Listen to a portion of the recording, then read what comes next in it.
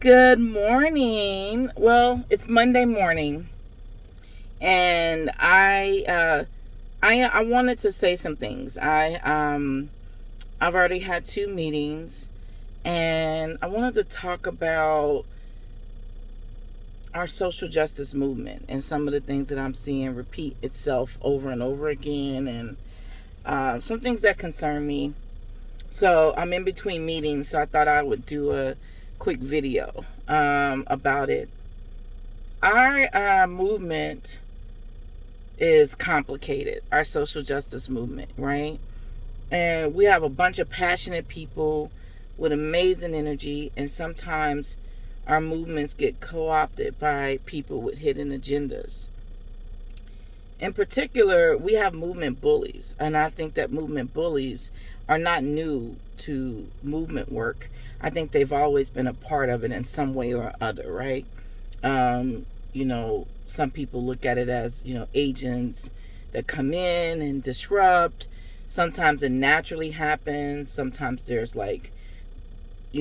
people are jockeying for position or grants or money, and so you start to see division.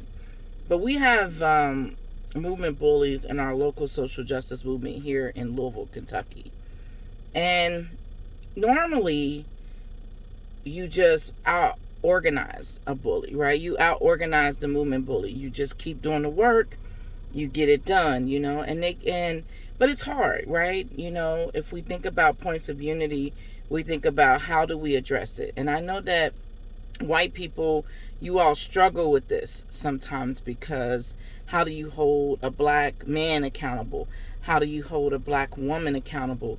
Even when you see them doing things that are unbecoming, how do you do that?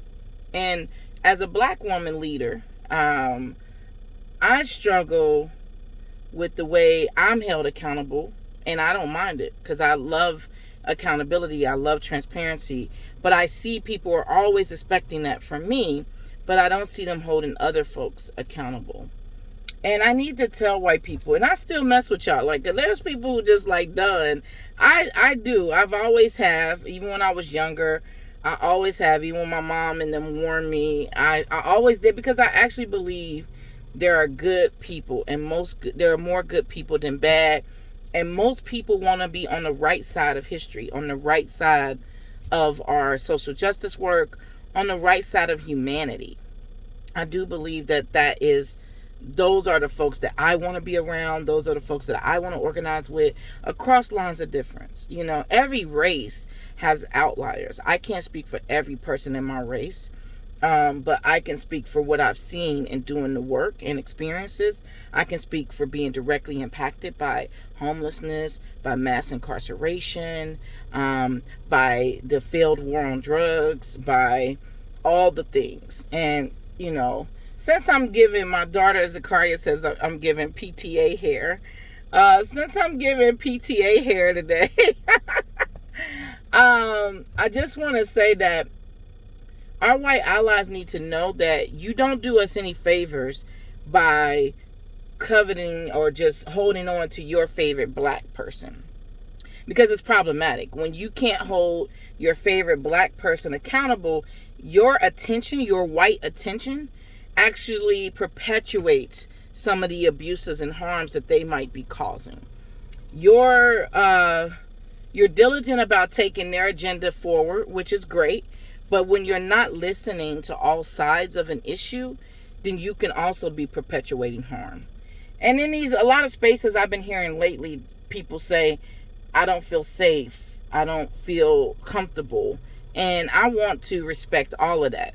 I want to tell you, as a black woman that is in a lot of these spaces, most of the times I feel like I am the most vulnerable person in the room.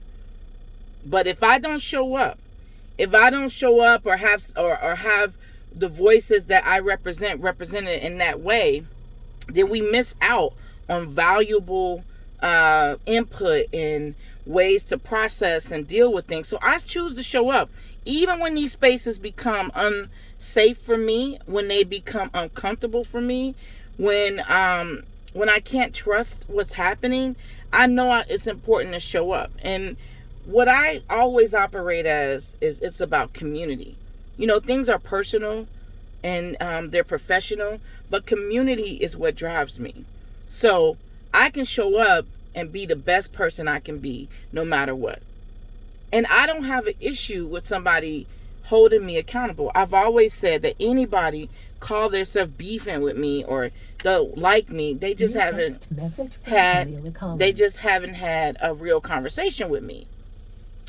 And so because they haven't had a real conversation with me, there's a lot of things that they don't know about me because we haven't had that conversation.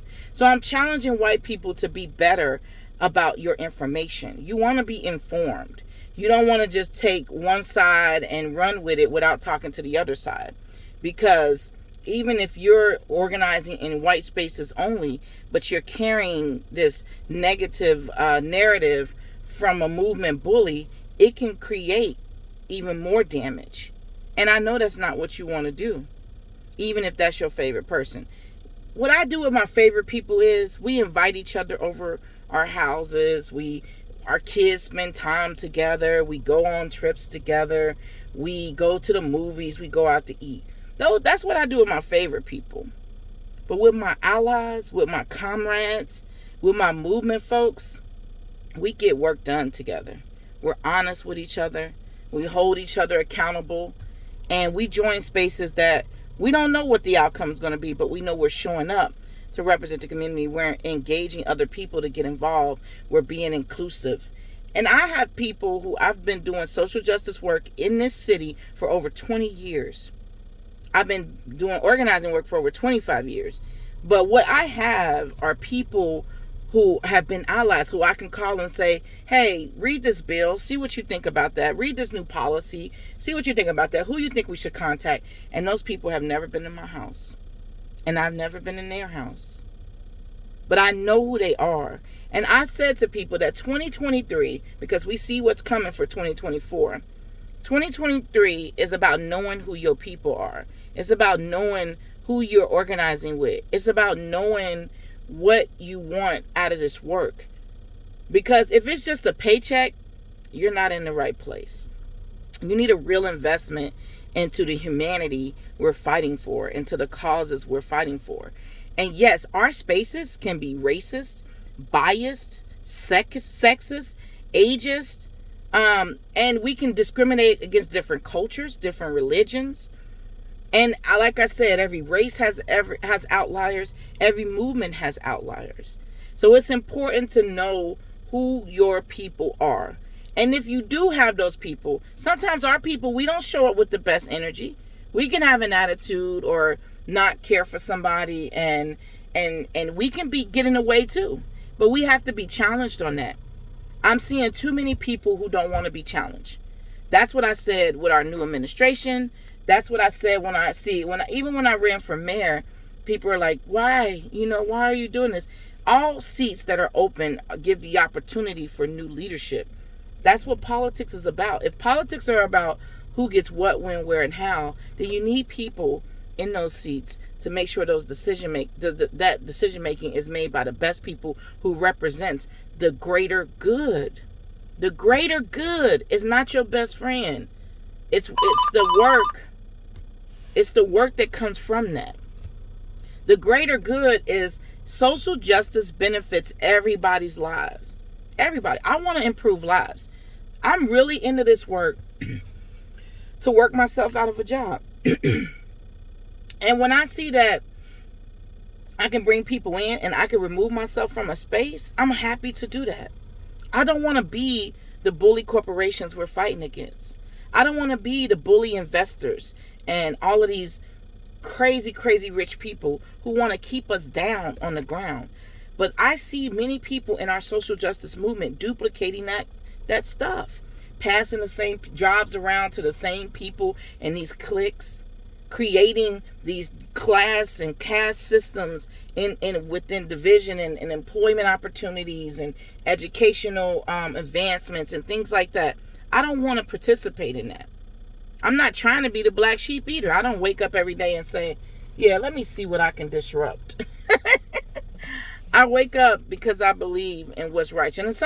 And sometimes I struggle with how do I get things done, but I'm always open to listening. So I encourage you all to listen. Use your ears. Listen. Be inclusive. Talk to people. Ask people what's going on. Be the voice. Be what you didn't have growing up. That is my goal. And if you're not listening, if you're not giving ear to make sure that you're challenging yourself and you're also holding yourself and the people around you accountable, then how is that different? How is that different? So I just wanted to give that. I tried to stay under 10 minutes and now I'm over, but I wanted to give that because I see so much of that happening, and we can work together to have something better. We deserve better, and we get there together. It's about being inclusive. It's about listening. It's about making space. It's about understanding and challenging yourself. And it's about reading a book for yourself, going to get every side of it so that you are better informed as you carry an agenda forward. All right, it's Monday. That's my Monday motivation. You all have an amazing, amazing day. And yeah, let's get it.